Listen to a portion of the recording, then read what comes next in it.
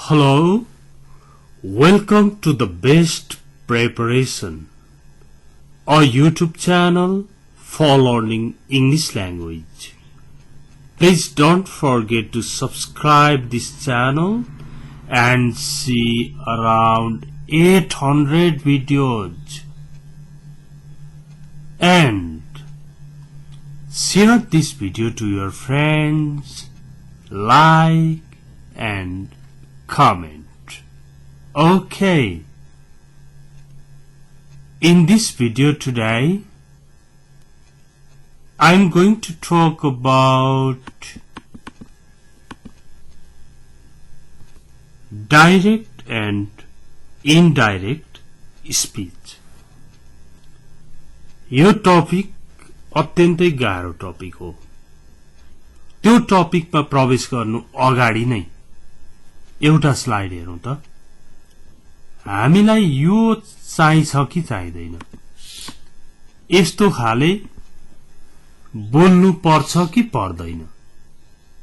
यदि पर्छ भने स्पीच पनि हामीले सिक्नु पर्छ, पर्दैन भने ठीक छ।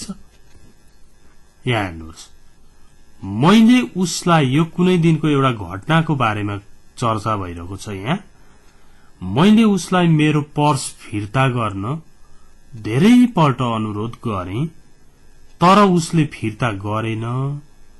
त्यसकारण मैले पुलिसलाई फोन गरे।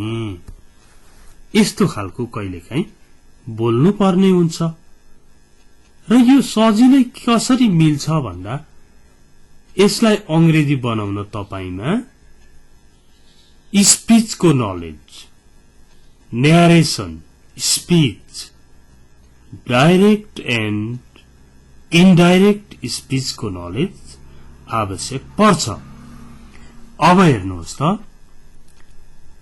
I requested him many times to return my purse, but he didn't. तर उसले फिर्ता गरेन। यो पुरै भन्ने चलन छैन। But he didn't return my purse अथवा but he didn't return it भन्न खोजेको हो, भनिरहनु पर्दैन क्या। Therefore, I called the police. Okay? अब यो चाहिँ हेर्नु है। I requested him many times to return my purse, but he didn't. Therefore, I called the police. भनेर भनिन्छ। But he didn't. तर उसले फिर्ता गरेन। But he didn't return it भनेको हो। तर बोल्दाखेरि छोटो बोलिने भएकोले अगाडिकै सन्दर्भले रिटर्न इट भनिरहन आवश्यक पर्दैन। ओके? जस्तो तिनीहरूले मलाई रक्सी पिउन धेरै पल्ट अनुरोध गरे, तर मैले रक्सी पिइन भन्दैनौ नि त नेपालीमा पनि। तिनीहरूले मलाई रक्सी पिउन धेरै पल्ट अनुरोध गरे, तर मैले पिइन मात्रै भनिदिन्छौ। पिइन, तर मैले रक्सी पिइन भनिरहँदैनौ, तर मैले पिइन। अनि उनीहरू मसँग रिसाए। They requested me many times to drink alcohol, but I didn't. भनेको but I didn't drink alcohol सबै त्यो but I didn't भने पनि पुग्छ। Therefore, रिसाए। get angry भनेको रिसाउनु, get को got हुन्छ। Therefore they got angry with me. त्यसकारण तिनीहरू मसँग रिसाए। ओके, अब यो चाहिने रहेछ जस्तो लाग्यो। चाहिने नै हो भने अब सिक्नु पर्यो। कसरी सिक्ने त? यहाँ हेर्नु त, I said to Rita, please open the door. मैले रितालाई भने कृपया ढोका खोल। अब यो रिपोर्टेड स्पीच चाहिँ भरे अरूलाई सुनाउँदाखेरि चाहिँ, रिपोर्टिङ गर्दाखेरि चाहिँ यसरी गर्ने चलन छैन क्या, त्यही भएर यो जान्नु परेको हो। जस्तो तपाईले रितालाई ढोका खोल्न अनुरोध गर्नुभयो भने अरूलाई सुनाउँदाखेरि मैले रितालाई भने कृपया ढोका खोल भनेर त सुनाउनुहुन्न नि। कसरी सुनाउनुहुन्छ भन्दा मैले रितालाई ढोका खोल्न अनुरोध गरेँ, अब तर उनले खोलिनन् अथवा त्यसपछि उनले खोलिन्, कुनै कुरा बढ्छ। यहाँ हेर्नुहोस् त, I said to Rita, inverted comma भित्र अझ यसलाई ल बल्ल भयो। I said to Rita, please open the door. यो डाइरेक्ट स्पीच। अनि यो इन्डाइरेक्ट स्पीचको युज गरिन्छ धेरै जसो। I requested Rita to open the door. मैले रितालाई ढोका खोल्न अनुरोध गरेँ हो। मैले उसलाई चिया बनाउन अनुरोध गरेँ, उसले चिया बनाएर ल्यायो, त्यसपछि दुईजना भएर चिया पियो, निकै बेरसम्म चिया पियौं, त्यसपछि हामी सिधै बजारतिर लाग्यौं भन्दै गफ गर्नुपर्ने हुन्छ नि त। I requested him to make tea. मैले उसलाई चिया बनाउन अनुरोध गरेँ। Then we drank tea together and directly went to the market. यसरी विभिन्न कुराहरूमा यसको प्रयोग हुन्छ। यो रिक्वेस्टेड चाहिँ कहाँबाट आयो भन्दा, यहाँ रिक्वेस्ट गरेका बेला रिक्वेस्टेड आउँछ, यहाँ अर्डर गरेको बेला यहाँ अर्डर्ड भनेर आउँछ, यहाँ सल्लाह दिएको बेला यहाँ एडभाइस्ड सजेस्टेड भन्ने आउँछ। यसरी यहाँ क्वेश्चन सोध्यो भने यहाँ आस्क्ड, ASKED आस्क्ड भएर आउँछ। अनि सामान्य अवस्थामा चाहिँ टोल्ड भएर आउँछ, सेट पनि हुन सक्छ। यसबाट हल्का कन्सेप्ट हुँदैछ है। अब अर्को हेरौं। रामले मलाई भन्यो कृपया एक कप चिया बनाउनुहोस्। यसरी त सुनाइदैन। कसरी सुनाइछ त भन्दाखेरि, रामले मलाई एक कप चिया बनाउन अनुरोध गर्यो, मैले चिया बनाएर दिएँ भन्दै बोल्छ मान्छे। भनेपछि यो डाइरेक्ट स्पीचमा चाहिँ Ram said to me please make a cup of tea भयो। इनडाइरेक्ट स्पीचमा चाहिँ Ram requested me to make a cup of tea भनेर बनाइयो। रामले मलाई भन्यो कृपया एक कप चिया बनाउनुहोस्। त्यसको इनडाइरेक्टमा के हुँदो रहेछ, Ram requested me to make a cup of tea. रामले मलाई एक कप चिया बनाउन अनुरोध गर्यो। ओके, नेक्स्ट अझै हेर्दै जाउँ। जति बढी हेर्नुहुन्छ नि त्यति आउने त हो नि। यो रिपिट गरी स्लाइडहरू बनाउनुको अर्थ पनि छ क्या।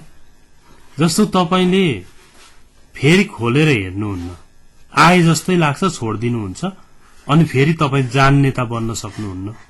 त्यसकारण हेरेको हेरै गर्नुपर्छ। यहाँ हेर्नुहोस् है, उसले मलाई भन्यो झ्याल बन्द गर। He said to me shut the window.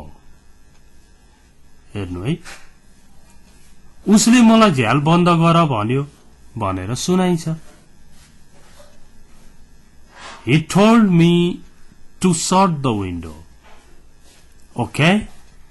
अब यहाँ झ्याल बन्द गर भन्दाखेरि त्यस्तो अर्डरै गरेको भन्ने पनि होइन. अर्डरै भनेर यहाँ लेख्नुभयो भने नि भन्नुभयो भने नि ठिकै छ. कसरी भन्छ उसले? ओके, यहाँ अनुरोध गरेको छैन, यहाँ रिक्वेस्टेड आएन. यहाँनेरि सल्लाहको रूप देखिँदैन, सल्लाह दिएको देखिँदैन हैन, एडभाइस जस्तो छैन. त्यही भएर एडभाइस्ड अथवा सजेस्टेड आएन. यहाँ सामान्य रूपमा झ्याल बन्द गर भनेको छ. त्यसो हुँदा टोल्ड राखेको हो. He told me to shut the window. तर जस्तो he said to me clean the bathroom भन्यो भने अर्डर गर्यो नि. He ordered me to clean the bathroom. Okay? अथवा he said to me go out भन्यो भने he ordered me to go out. बाहिर जाने आदेश दियो. He ordered me to go out. यस्तो खालको हुन्छ. सामान्य अवस्थामा टोल्ड बनाउनु भयो भने हुन्छ.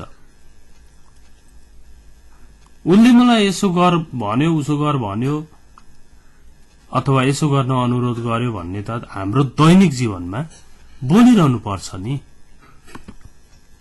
अब यहाँ हेर्नु है, उसले मलाई भन्यो कृपया करार पत्रमा हस्ताक्षर गर्नुहोस्. अब उसले मलाई करार पत्रमा हस्ताक्षर गर्न अनुरोध गर्यो भनेपछि यहाँ हेर्नु त अनुरोध गरेको छ. यो कन्ट्र्याक्ट भनेको करार पत्र नै हो. कन्ट्र्याक्ट लेटर भने पनि हुन्छ, कन्ट्र्याक्ट मात्र भने पनि कन्ट्र्याक्ट लेटर बुझिन्छ हो. अब he said to me please sign the contract. He requested me to sign the contract. उसले मलाई करार पत्रमा हस्ताक्षर गर्न अनुरोध गर्यो. He requested me to sign the contract. Okay? यसरी बन्दो रहेछ. अब यो हेरौं है. He said to me make a shopping list. उसले मलाई भन्यो किनमेल लिस्ट बनाऊ, किनमेल सूची बनाऊ. अब उसले मलाई किनमेल सूची लिस्ट बनाउन भन्यो. अब यहाँ हेर्नुहोस्, he said to me make a shopping list. He told me to make a shopping list. उसले मलाई किनमेलको लिस्ट बनाऊ भन्यो, बनाउन भन्यो. ओके, अब यहाँ प्लिज थियो भने he requested me हुन्थ्यो क्या. अब कसैले यहाँ he ordered भन्यो भने